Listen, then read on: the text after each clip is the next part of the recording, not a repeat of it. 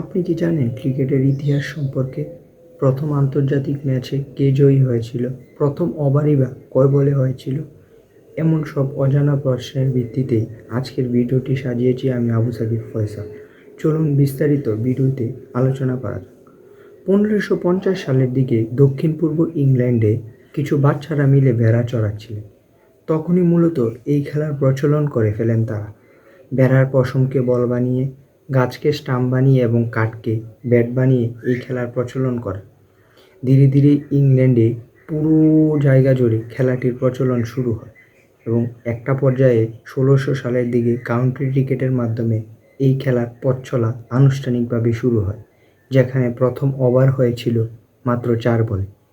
এমনকি এর অনেক পরে প্রথম আন্তর্জাতিক ম্যাচ হয়েছিল, যেটি কিনা 1844 সালে যুক্তরাষ্ট্র এবং কানাডার মধ্যে, এবং সেই ম্যাচটি কানাডা 23 রানে জয়ী হয়েছিল।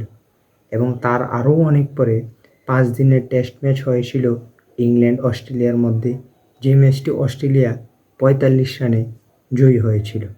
এবং কি আপনারা জানেন ক্রিকেটের হোম অফ ক্রিকেট খ্যাত লর্ডস ক্রিকেট গ্রাউন্ড, তার পূর্ব নাম ছিল মেমোরিয়াল ক্রিকেট গ্রাউন্ড, এবং প্রথম যে আন্তর্জাতিক স্টেডিয়াম সেটি হচ্ছে সেন্ট জর্জেস স্টেডিয়াম, যেখানে যুক্তরাষ্ট্র এবং কানাডার ম্যাচটি হয়েছিল।